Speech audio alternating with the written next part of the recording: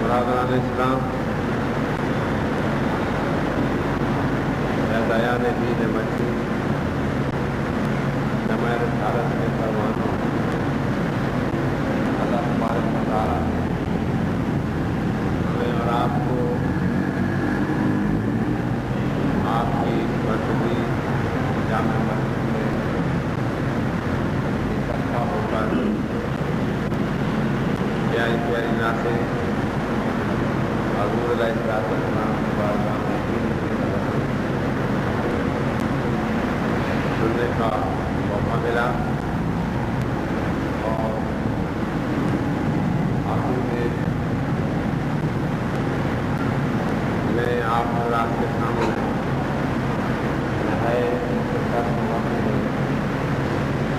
چند معروضات پیش کروں گا۔ اللہ تبارک و تعالیٰ ہمیں دین کی وہ فکر،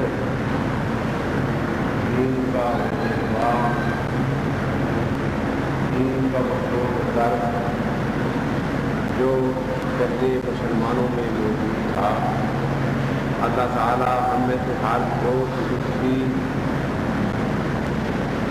جذبہ، اس کی قوت ایمانی، اس کی ولولہ، اس کی سوز و درد سے محفوظ فرمائے۔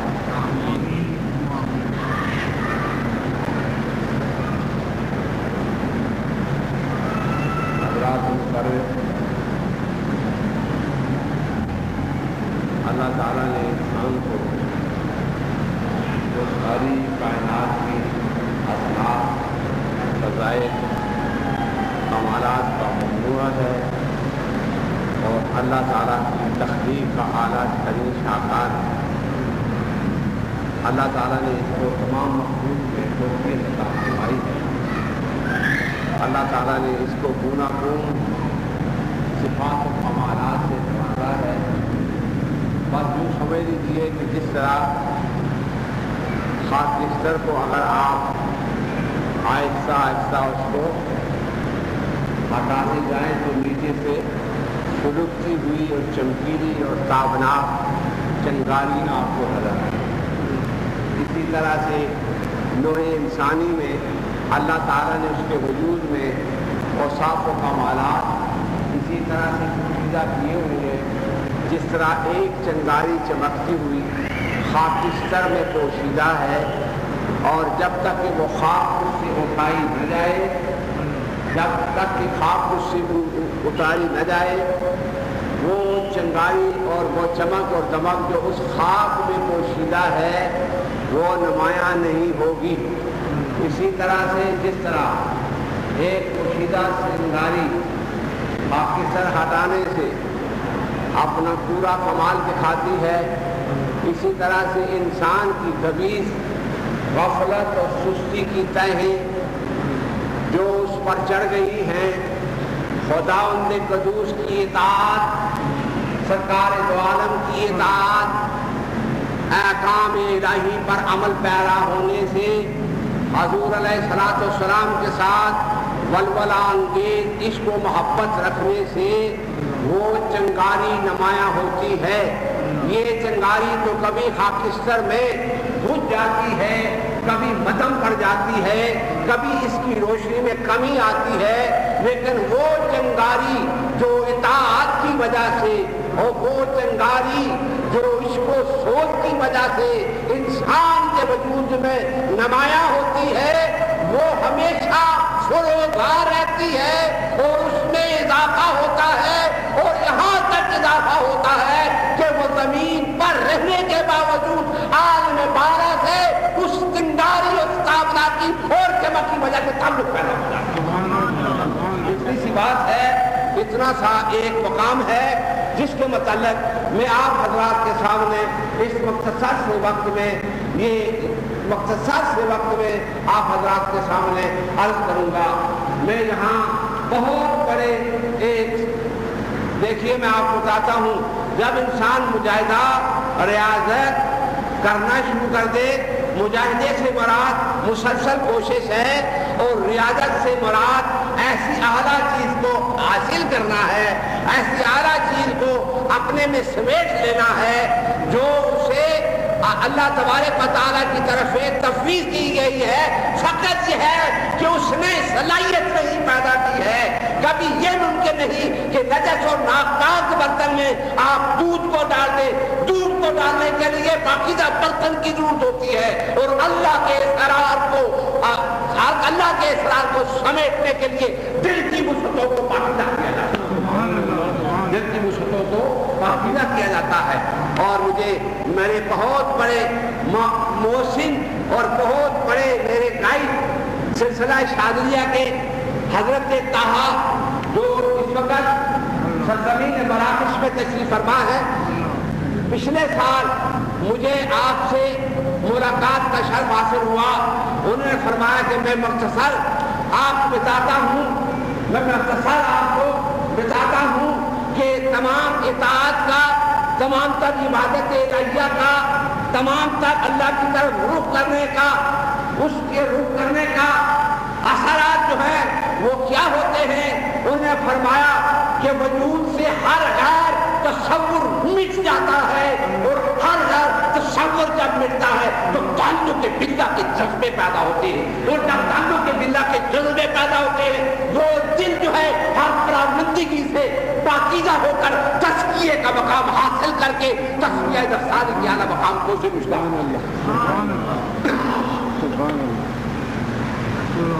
تو اب یہ تو ہے ایک بات۔ اس سلسلے میں سادہ سی بات آپ کے سامنے کہوں کہ اہل اللہ نے، اہل بصیرت نے جب کچھ کلمات کہے ہیں، اہل بصیرت سے مراد یہ ہے کہ جنہوں نے دین کو سمجھا، جنہوں نے دین کو سمجھا اور دین کے لازوال خزانے سے، دین کے لازوال خزانے سے حاصل کرنے کی کوشش فرمائی۔ اور پھر یہ ہے کہ ہر زندگی کے لمحہ میں وہ حضور علیہ السلام کی محبت کا تمثیل حقیقی بنے رہے۔ مجھے بہت بڑے ایک انگریز صوفی جو 40 برس تک مجاہدے فرماتے رہے، انہوں نے مجھے فرمایا کہ مختصر بات یہ ہے، اب یہاں ایک مقام اور بھی آپ کو دکھاتے ہیں، مختصر بات یہ ہے کہ when you want to access to the reality, to the secret of the kingdom of Almighty God، جب تم یہ چاہتے ہو، تمہیں یہ خواہش پیدا ہوتی ہے کہ تم اللہ تعالیٰ کے اسرار کو پالو یا وہ اعلیٰ مقامات و خوبیوں کو حاصل کرو، اس کے لیے ایک ہی بات ہے، بڑی پیاری بات کہی، ذرا دوسری وہ بات کہنے سے پہلے میں دوسری پڑھنا چاہتا ہوں، خود بھی آپ کو بتانا چاہتا ہوں۔ السلام علیکم یا رسول اللہ، السلام علیکم یا حبیب اللہ۔ وہ فرماتے ہیں، آپ سنیے، بھائی کان کھول کر سنیے، یہ لفظ انگریزی کا ہے اور اس میں نہ جانے کیا معنی اور کیا مطالب اور کیا مقاصد اس میں پنہاں ہے۔ اور میں کہتا ہوں اگر ایک عاشق ہے اس کے لیے بھی ایک نصب العین ہے، اگر ایک صوفی ہے اس کے لیے بھی ایک لطیفہ ہے، اور اگر ایک ذاکر ہے تو اس کے لیے توشہ ہے، اور اگر ایک اللہ کے راستے پر چلنے والا ہے اس کے لیے بھی ایک کمال، اس کے لیے کمال خزینہ ہے، کمال کیفیت ہے۔ فرماتے ہیں آئیے میں تمہیں بتاتا ہوں، انہوں نے مجھے بتایا، آئیے میں آپ کو بتاتا ہوں۔ جب مجھے متوجہ فرمایا تو شیخ کامل میں نے ان لوگوں کو دیکھا وہ حقائق نہیں بیان کرتے، کرامات نہیں بیان کرتے، کہتے ہیں حقائق اور کرامات آپ اس وجود کو سامنے پیش کریں جس وجود سے بے شمار کرامات اور خوبیاں ظہور پذیر ہوتی ہیں، اور جنہوں نے بے شمار حقائق بیان کی ہیں۔ اب یہ دیکھنا ہے کہ وہ کرامات جن سے ظہور ہوئی ہیں وہ شخصیتیں کیا ہیں، ان کا کردار کیا ہے، ان کا عمل کیا ہے، ان کی بندگی کا مقام کیا ہے، اس کی طرف دیکھنا۔ تو حضرت شیخ نے بڑے عجیب گہرائی میں جو لفظ کہا ہے وہ مجھے رہ رہ کر میرے دل کی گہرائیوں میں ایک سوچ پیدا کرتا ہے. فرماتے ہیں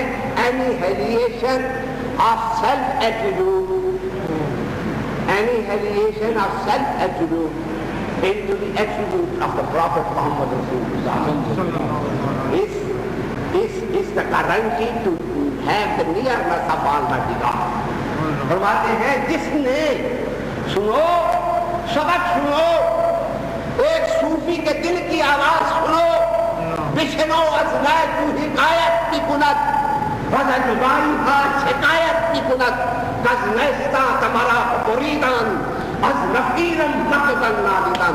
مثنوی مولانا روم فرماتے ہیں کہ ایک باز کا ٹکڑا صاحب کمال کے ہاتھوں میں جب چلا جاتا ہے اس میں وہ چھید کرتا ہے سوراخ کرتا ہے اور جب وہ فنکار کے لبوں کے ساتھ لگتا ہے اس میں سے ایسی سوریں نکلتی ہیں کہ سننے والے کے دل میں گڑوں میں ایک چھوٹ ایک کیفیت وہ آواز پیدا کرتی ہے.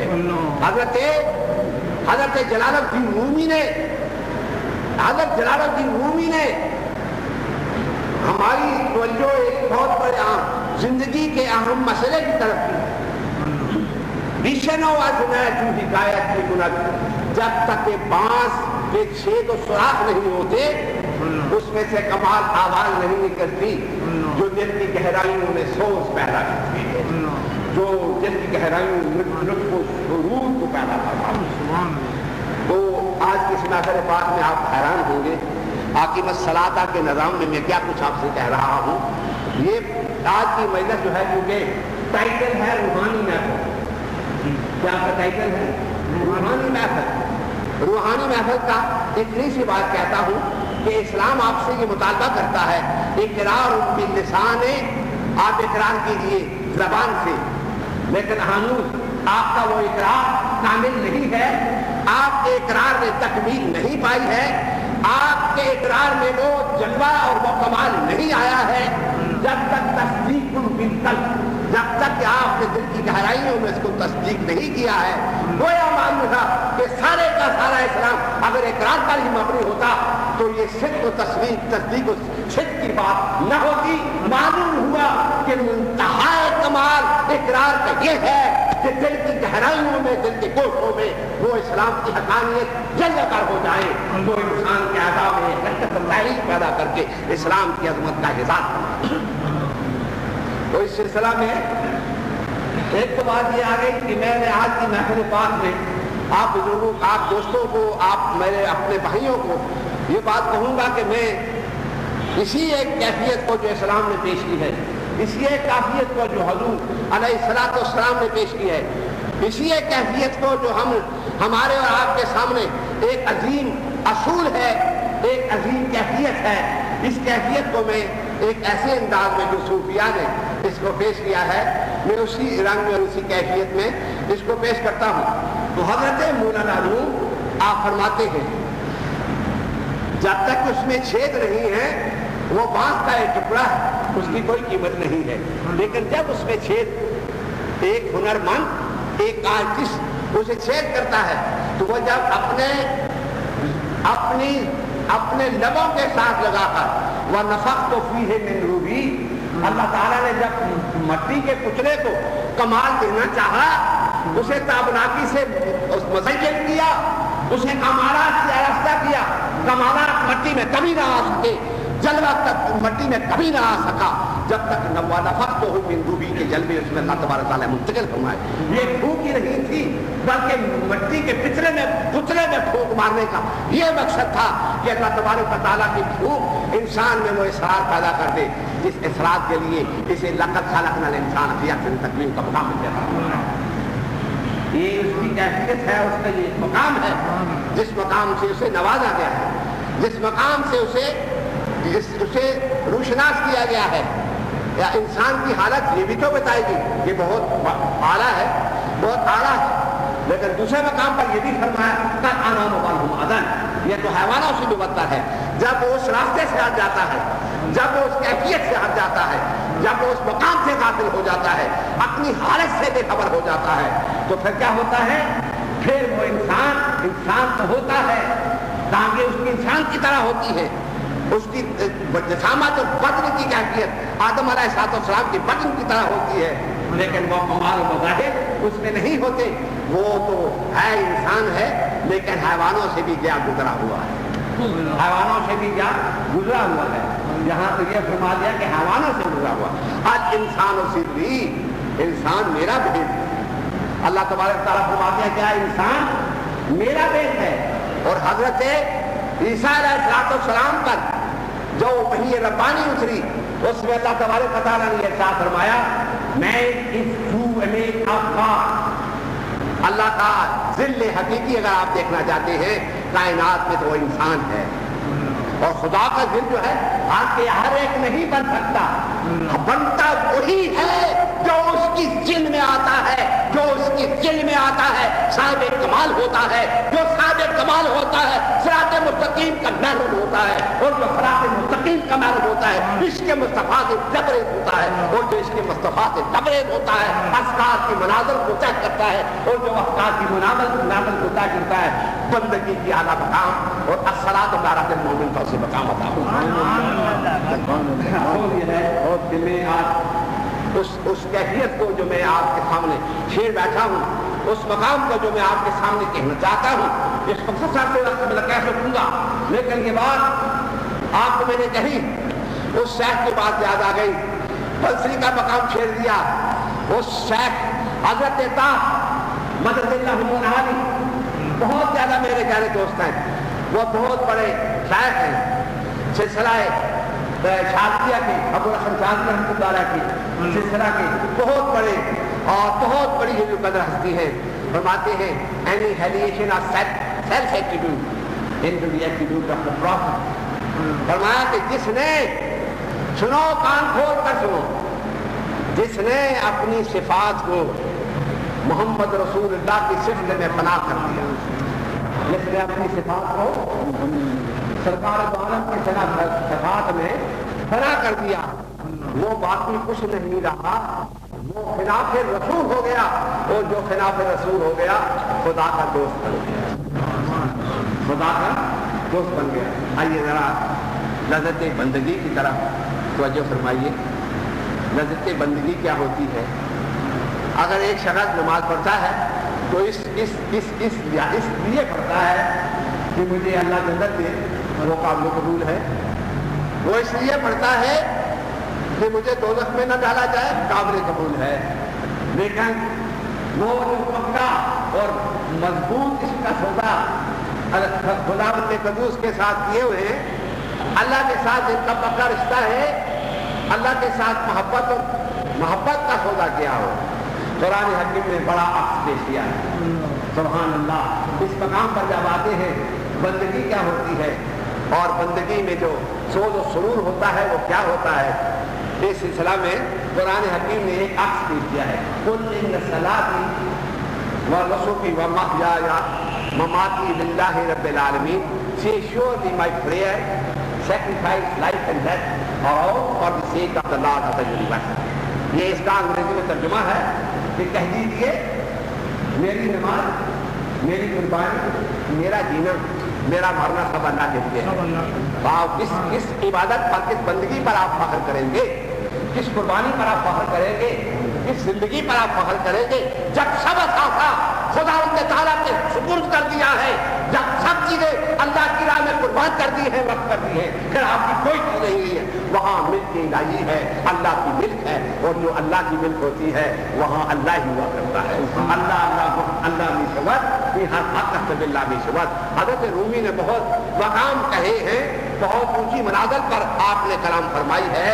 اس سلسلہ میں آپ حضرات کو میں اس مقام کی طرف لے جانا چاہتا ہوں کہ اللہ تبارک و تعالیٰ نے قرآن حکیم میں ہمیں عبادت و نماز و عبادت کا، بندگی کا ایک پہلو یہ بتایا ہے کہ میرے بندوں میں سے ایسے بندے بھی ہیں، میرے بندوں میں سے ایسے بندے بھی ہیں جنہوں نے سب کچھ اثاثہ میری بارگاہ میں وقف کر دیا ہے. او God I pray not for the sake of heaven, I pray not for the fear of hell, but I pray for the willingness of oh God, for your willingness. I pray purely through my sincerity and love. وہ کہتا ہے کہ العالمین میں تیری عبادت کرتا ہوں لیکن عبادت اس لیے نہیں کرتا کہ مجھے جنت کی طلب ہے, میں اس لیے نہیں کرتا کہ مجھے دوزخ کا خوف ہے. اے العالمین میں ان چیزوں سے بے نیاز ہو گیا ہوں, میری بندگی کا مقصد یہ ہے کہ تو مجھ سے راضی ہو جائے. کتنا بڑا سودا ہے, کتنا بڑا. اور اسی مقام کو کہا کہ کبھی یہ سجدہ سجدہ مجاز ہوتا ہے, کبھی یہ سجدہ مزاج ہوتا ہے, کیونکہ جب یہ سجدہ کیا جائے کہ اس میں جنت اور دوزخ کی کیفیت کار فرما ہو تو یہ مجاز بن جاتا ہے.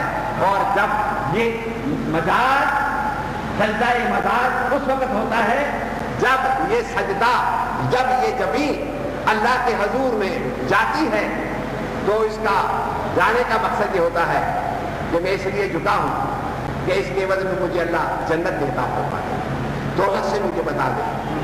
لیکن یہ ہے, فرماتے ہیں صوفیہ فرماتے ہیں یہ مجاز کا, یہ صحیح سجدہ نہیں ہے.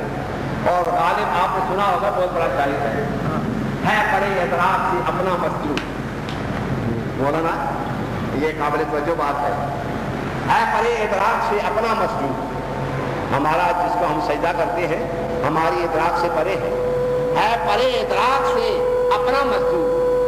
قبلے کو اہل نظر قبلہ نما کہتے ہیں, قبلے کو اہل نظر قبلہ نما کہتے ہیں.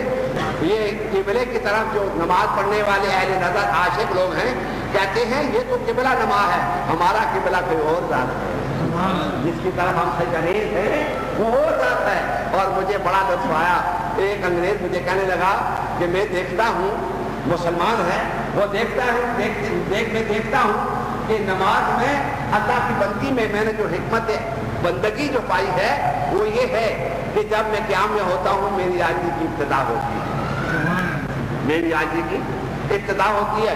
یہ عاجزی نہیں کہ کسی طاقت کے آگے حاضر ہو گئے, یہ عاجزی نہیں کہ دنیا کی کسی طاقت کے آگے حاضر ہوگی, یہ ذلت ہے. مجھے آپ کو یہاں بتاؤں کہ 4 کی افیئر تھے میرے دوست سے, تو مجھے ویزا پرابلم کے سلسلے میں کوپن ہیگن میں چانسری پاکستان چانسری میں جانے کا اتفاق ہوا. تو وہاں پر ایک موجودی جماعت کا آدمی, تو اس نے دیکھا کہ یہ کوئی شخص ہے جس کے ہاتھ کو بوسہ دیتے ہیں. ہاتھ کو کیا کرتے ہیں بھائی, بوسہ دیتے ہیں. تو وہ بیچارہ ایک معمولی کرنٹ تھا, اس کی کیا حیثیت تھی. تو میں نے فیس ریڈنگ کا ایکسپیرینس تجربہ تو مجھے ہے, میں نے اس کے چہرے کو دیکھا اور پھر اس کے بعد جب وہ میرے قریب آیا تو اس نے کہا کہ حضرت مجدد الفسانی نے جہانگیر کے آگے اپنی گردن کو نہیں جھکایا, کسی کے آگے جھکنا شرک ہوتا ہے, اور آپ میں نے دیکھا ہے کہ آپ کو کسی نے بوسہ دیا ہے, یہ جھکنا. میں نے کہا اب آپ بہت اچھی بات کہی ہے, میرے ساتھ 4-5 پاکستانی دوست تھے وہاں کام کرنے والے, انہوں نے جب دیکھا کہ آپ ان پر بہت بڑا سوال ہو گیا, یہ پھنس گئے ہیں, میں نے کہا بالکل ٹھیک ہے. جہانگیر حضرت مجدد شیخ احمد سرندی اور العظم بزرگ کی شخصیت کے لیے ذلت ہے کہ جہانگیر کے آگے جھک جائے, لیکن خواجہ باقی باللہ کے آگے سینکڑوں بار جھکی ہے. خواجہ باقی باللہ کے آگے جھکی ہے. جہاں پر الوہیت کا رنگ نظر آئے, جہاں تعلق باللہ کی کیفیتیں نظر آئے, وہاں جھکنا عظمت ہے, اور دنیا کی طاقتوں کے آگے جھکنا ذلت ہے. یہ تعلیم سرکار دو عالم کی ہے, حضور علیہ الصلوۃ والسلام کی ہے. اس سے کسی کے ہاتھ کو بوسے دینے سے اللہ رسول کی توحید اتنی کچی نہیں ہے کہ اس میں یہ شرک داخل ہو جائے. یہ آپ کی خام خیالات ہیں, آپ اپنی خوشی پر. ایک اور مقام پر اس فقیر کو, یہ عرب کنٹریز میں ایک آدمی کے ساتھ بہت پڑھا لکھا تھا, اس کے ساتھ بھی اسی قسم کی بات میری اس کے ساتھ ہو گئی. میں نے اس کو بڑا اچھا ٹھوک بجا کر اس کو میں نے جواب دیا. بلا حضرت کیا اس قسم کی باتیں ہوتی رہتی ہیں, تو میں آپ کے سامنے کہہ رہا تھا کہ سجدہ ریز ہونا خدا کی عظمت کے لیے, اس کے تقدس کے لیے. تو میں کہتا ہوں کہ کوئی شخص سجدہ مجاز کا سجدہ ہوتا ہے کہ وہ سودا اس نے کم کیا ہے, جس لیے اس نے نماز پڑھی ہے وہ ضرور ملے گا, جس کے لیے نماز پڑھی ہے وہ اسے ضرور انعام دے گا. لیکن اس سے آگے چلنے والے جو ہیں बुलंद हाली हिम्मत, बड़े बुलंद इरादों वाले, वो इन चीज़ों को पीछे छोड़कर आगे निकलते हैं। कहते हैं कि अल्लाह हमने सब कुछ छोड़ा है, हम तो तेरे आशिक हैं, हम तो तेरे परस्तार हैं, हम तो तेरे लिए सब कुछ कुर्बान करने वाले हैं। हमारा नजरिया ये नहीं है कि हम इबादत में तेरी जन्नत का तमा जो है उसको शामिल करें। हमारा मकसद ये है कि हमने तेरे लिए, तेरी रजा के लिए इबादत की है। हमारी बंदगी का मकसद तेरी रजा है। और फिर यहाँ कैसा मकाम है, किसी शायर ने क्या अजीब बात कही, कहते हैं ऐ हकीकत मुंतजर नजर आ लिबास मुजाहिद, ये हजारों सजदे तड़प रहे हैं मेरी, हजारों सजदे आप अल्लाह की बारगाह में ले लेते हैं, लेकिन हजारों सजदों में से वो सजदा कितना प्यारा है कि जिस सजदे में लबैक या अबदी, ऐ बंदे तूने मेरे आगे सर रखा है, बता मैं क्या करूं, मैं हाजिर हो गया, तेरी सजदारेजी से, तेरे सजदों से मैं मुतासर हूं, तेरे माथे टेकने से मैं बड़ा मुतासर हूं, बता तू क्या चाहता है, तेरी क्या मकसद है।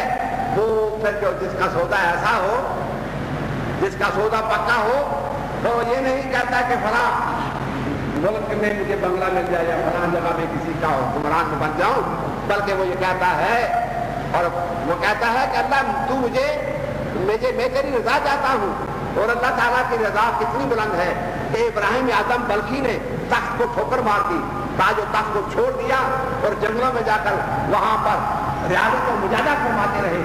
मालूम हुआ कि तारीख ये बताती है कि कई बादशाहों ने फकीरी और रजा इलाही के लिए तख्त को छोड़ा है, लेकिन ये बात कहीं नहीं देखी गई कि किसी फकीर ने रजा को तलाश करने वाले ने तख्त को अपनाया। नहीं, ये बात ये बहुत बुलंद होता है, ये बहुत बुलंद बात है, ये बहुत बुलंद एक मुकाम है, जिस मकाम को हासिल करने के लिए हमारे यहाँ हजारों लाखों करोड़ों वाले की इस मंजिल पर महवे मुजाहिदा हैं। वो अपने मुजाहिदे में वो मसरूफ हैं, मुजाहिदा फरमा रहे हैं। तो हजरत मैं इस सिलसिला में आखिर में मैं चाहता हूँ कि मुख्तसर करूँ कि मैं आपका बहुत वक्त नहीं देना चाहता।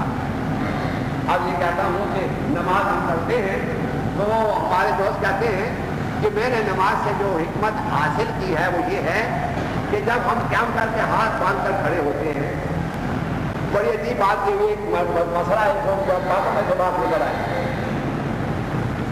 मैं मस्जिद कुर्तुबा स्पेन आपने सुना होगा, स्पेन सुना है आपने, यूरोप में आपको पाल मुसलमानों ने हुकूमत की, मुसलमानों की वहां पर मस्जिद कुर्तुबा जिसके सतून बहुत हैं, अनगिनत हैं।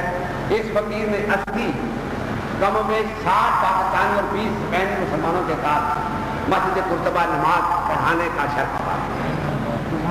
मस्जिद कुर्तुबा में दाखिल होने से पहले बहुत बड़ा एक ऑफिसर जिसके सोने के ग्राउंड को लगे हुए थे, बहुत खूबसूरत वकील, वो दूसरे दोस्त को कहता है कि ये कौन है। उन्होंने कहा ये हमारा ये रहनुमा है मजहबी और इस्लाम का, ये यानी पाकिस्तान का है। तो इसलिए आए कहते हैं इस मस्जिद में यहाँ अंदर कुछ वो देखेंगे, मस्जिद मुसलमानों की है। कहला ठीक है आप चले जाए अंदर, लेकिन ये है कि आप शायद को कहते हैं अपनी पगड़ी उतार दें, क्योंकि हमें हुक्म है कि कोई आदमी अंदर मस्जिद में टोपी या फिर कुला या कोई ऐसी चीज पहन करना चाहे। तो मैंने कहा मेरा सिर तो आप उड़ा सकते हैं, लेकिन पगड़ी में नहीं उतार सकता। वो बड़ा हैरान हुआ, क्या लगा ये तो वो बड़ा सख्त आदमी है, कुछ जनाबी आदमी है, कहता है कि मेरा सर उड़ा तो मामूली बात है, पगड़ी उतार ये कोई ऐसी बात नहीं है। वो कहना है कि आप सर से, मैंने उसने कहा कि ये उससे स्पेनी ईमान जिसको कहता है आप इसको कहो तो वो बहुत बड़ा मुसलमान बात निकला है। यहाँ तो सैकड़ों मुसलमान दिन में आते हैं, किसी मुसलमान के सर पर टोपी नहीं देखी। मैंने कहा ये उनकी टोपी ना पहनना ये उनका अपना फेल है, फिर नंगे जाना उनका अपना फेल है, लेकिन ये हमारा एक असूल है। और आप जानते हैं कि पासिंग आउट परेड में ऑफिसर जब अपने कमांडिंग ऑफिसर के सामने जाता है, मुझे बताएं कि कोई कहे कि मैं नंगे से जाकर कमांडिंग ऑफिसर के पासिंग आउट परेड करूंगा तो उसका क्या असर होगा। کہا پاشد ہوگا، اس کی کورٹ مارشل ہوگا اس کا، بنا کہ دنیا کے ایک معمولی افیسر کے سامنے وہ چاق و چوبند ہو کر باقاعدہ یونیفارم پہن کر جاتا ہے. ہم خداوند تعالیٰ کے حضور اس کی مسجد میں جہاں سجدے مسلمان کرتے ہیں وہاں ہم پورے ڈسپلن کے ساتھ نہ جائیں تو ہمیں ہے.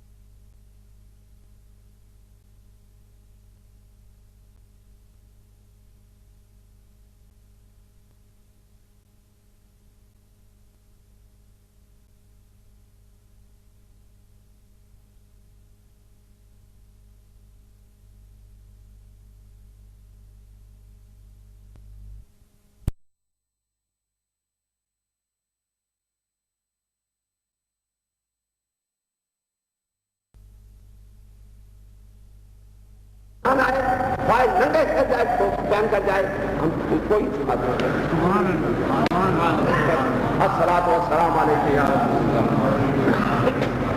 اللہ ہے کہ غیر ارادی تقریر ہے میری، اس لیے کہ گرد نواح میں جو کچھ ہو رہا ہے اس نے جذب و جنون میں جو سوچ اور درد پیدا کیا ہے مسلمانوں کے لیے، اس کے لیے میرے لیے یہ موضوع نہیں تھا کہ میں اس قسم کی باتیں آپ سے کرتا. آپ مل کر ہم اور آپ روتے کیا اعلیٰ العالمین مسلمانوں کو وہ اخوت کا سبق عطا کرے، مسلمان اخوت کی حقیقت سے باخبر کہ ایک تبت میں رونے والا مسلمان جب روئے تو افریقہ کا مسلمان جب وہاں پہنچ سکے، لیکن اس کے رونے سے اس کا سر یہ اخوت مسلمانی اخوت کا. وہ کہتے ہیں ایک بہت بڑے پاکستان کے شاعر ہیں، وہ اپنی کلام میں فرماتے ہیں ایک مسلم ہوں حرم کی پاسبانی کے لیے، ایک مسلم ہوں حرم کی پاسبانی کے لیے، نیل کے ساحل سے لے کر تابہ. مسلمان سب ایک ہیں، مسلمان سب ایک ہیں بشرطے کہ مسلمان سمجھے. اور پھر یہ انتشار یہ نفاق اس کی وجہ کہ آپ کو پتا ہے کچھ مسلمان کے جو بڑے بڑے مفکر و اسلام کے گزرے ہیں، کچھ انہوں نے فتنہ پیدا کیا، انہوں نے فرقے بنائے اور فرقے جو ہیں وہ مسلمانوں کو انتہائی ضبط اور پریشانی، نفرت، عناد اور خوف کی طرف لے گئے ہیں. آج آپ دیکھیں کہ ایک اسلام ہے، ایک کتاب ہے، ایک رسول ہے، ایک اللہ ہے، لیکن ہم ایک دوسرے سے بچھڑے ہوئے ہیں، ایک دوسرے سے نفرت کرتے ہیں. آپ کو معلوم ہے کہ اسلام میں کتنے فرقے ہیں، اور پہلے زمانے میں تو یہ ہے کہ ایک کتاب پتہ نہیں کاتب 6 مہینے کے بعد ایک کتاب لکھ جاتا. آج آپ کو پتا ہے کہ اتنا الیکٹرانک دور ہو گیا ہے کہ 1 منٹ میں لاکھوں کتابیں جو ہے پرنٹ ہو کر پریس سے نکلتی ہیں. جس طرح سے کتابیں زیادہ نکل گئی ہیں اس طرح سے نظریات بھی زیادہ ہو گئی ہیں. کوئی اہل قرآن ہو گیا ہے، کوئی اہل حدیث ہو گیا ہے، کوئی صوفی ہو گیا ہے، کوئی وہابی ہو گیا ہے. کاش یہ کہ محمد عربی صلی اللہ علیہ وسلم کا پیغام हजूर सरकार दो आलम के नक्शे पर चलने वाला असहाबा की तरह मिस्ल नज़ीर वो जज्बा जो है मुसलमानों में मखसूस हो गया है। आज हम अकली तौर पर कुरान और दीन को समझते हैं, दिल की गहराइयों में दीन को जला रही थी। यही फितने का बात, यही हमारे बर्बादी का बात, यही हमारी तबाही का बात। तो इस सिलसिला में आखिर में हम शेख सादी रहमतुल्लाह अलैह जो फरादे क़िदत के सुल्तान, आइए साहिब कमाल लोग, साहिब बसीरत लोग, थोड़ी सी बात में से कितनी दस की बात, कितनी आला सबक आमोज बात निकाल लेते हैं। शेख सादी रहमतुल्लाह अलैह आप फरमाते हैं, आपने एक मंजर को और एक कैफियत को अपने सामने रखा। फरमाते हैं कि माँ के गोद में बच्चा है और रो रहा है, नौज़ायदा बिल्कुल नया पैदा हुआ है। बच्चा जब माँ के पेट से पैदा होकर बाहर आता है तो वो रोना शुरू करे। क्या करता है भाई? रोना शुरू करे। तो शेख सादी रहमतुल्लाह ने उस रोने से क्या समझ लिया? दुनिया। फरमाते हैं कि यार बच्चे, तू माँ की गोद में रो रहा है, दुनिया में आ गया है, और तेरे तू खुश और राहत जिस घर में तू पैदा हुआ है वो सब खुशियां मना रहे हैं, सब इज़हार मसरत कर रहे हैं, तेरे के इज़हार मसरत की कैफियत पैदा हो।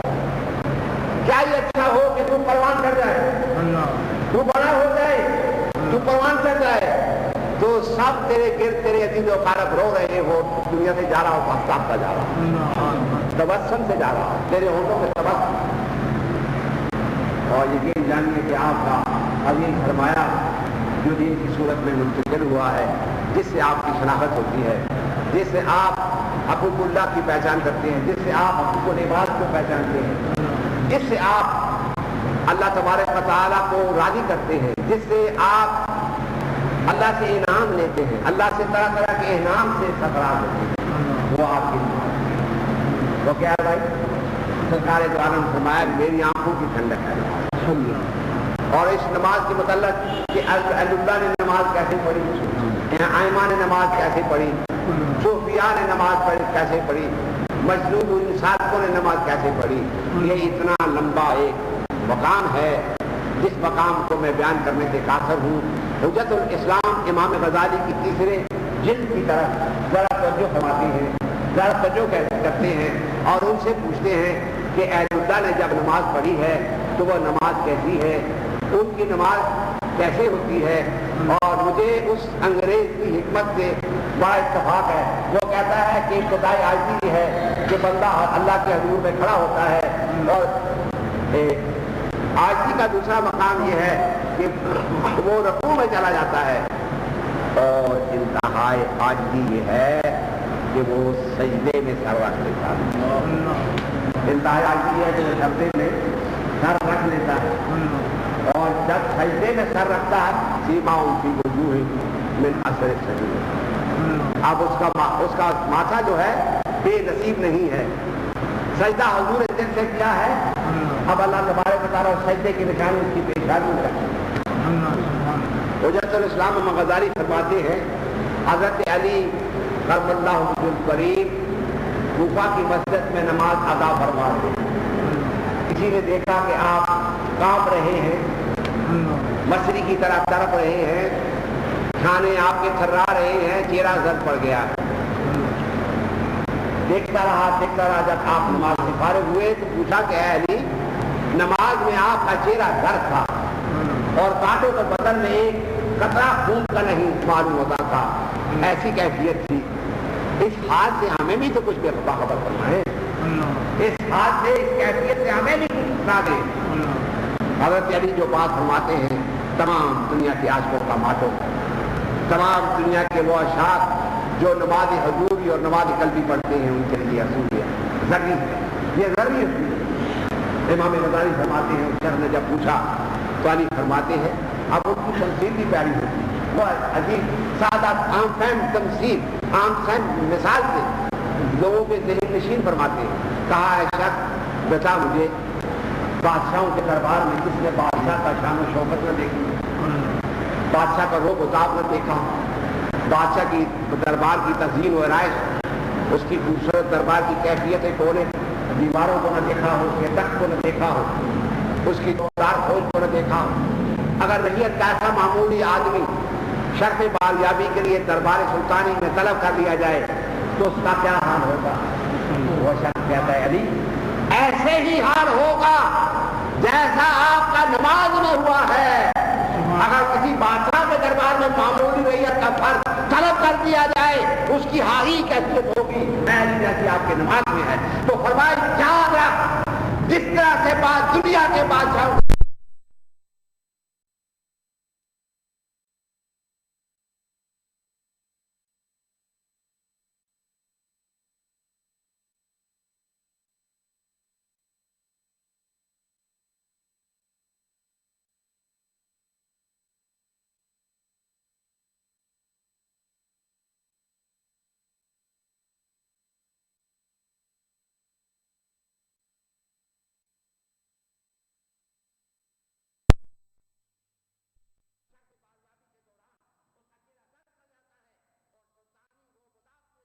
وہ کامتا ہے علی بادشاہوں کے بادشاہ کے دربار میں۔ اللہ تبارک و تعالیٰ پیارے محبوب حضرت محمد مصطفیٰ ان کا ہے نماز عاقبہ صلاۃ ہے۔ سارے قرآن میں آپ تلاش کریں ورکعوا مع الراکعین کیا ہے، وہ آپ کو محبوب بتا رہے ہیں۔ خدا خود اترا نہیں ہے، خدا نے خود جلوہ نمائی نہیں فرمائی ہے۔ ہم یہ کہیں گے کہ اگر اللہ تبارک و تعالیٰ کی عبودیت کی حقیقت تک پہنچنا چاہتے ہو، اللہ تعالیٰ کے حقیقی سجدوں میں اللہ تبارک و تعالیٰ کے رحمت کو ڈھونڈنا چاہتے ہو تو پیارے مصطفیٰ کے اداؤں کو اپناؤ۔ 1000 سال کسی کی عمر ہو سورۃ الفاتحہ پڑھے وہ آبد نہیں ہوگا جب تک کہ نماز سرکار دو عالم جیسے پڑھی جائے ویسے نہیں پڑھے گا کبھی مقام معلومات کے احکام اللہ کے ہیں، تعمیر حضور تعمیر عملی جو ہو کیفیت ہے وہ حضور بتا رہے ہیں۔ اس لیے ہم یہ کہیں گے کہ تمام کا تمام نظام دین جو ہے، تمام کا تمام اللہ تبارک و تعالیٰ کے پیغام جو ہے وہ محمد رسول اللہ حضور علیہ السلام سے۔ میں آخر میں حضرت علامہ ذی وقار و ذی شان کا بہت مشکور و ممنون ہوں کہ انہوں نے مجھے اپنا دین کے وقت فرمایا، اور میں آپ دوستوں کا اس مجلس میں بیٹھنے والوں کا مشکور و ممنون ہوں۔ نہ جانے آپ کون کون سے کام کے لیے ارادہ فرما رہے تھے، میں نے آپ کو پابند کر دیا، اور میں آپ کا مشکور و ممنون ہوں کہ آپ نے میری معلومات کو انتہائی نظمات کے ساتھ سنا ہے۔ انتظامیہ کمیٹی مسجد کی حوصلہ بندی کا بھی مشکور ممنون ہوں جنہوں نے اس فقیر کو اپنے تھوڑا سا وقت اپنی معلومات پیش کرنے کے لیے آپ کے سامنے پیش کیا۔ باخردانہ الحمد للہ رب العالمین وما علینا الا البلاغ المبین۔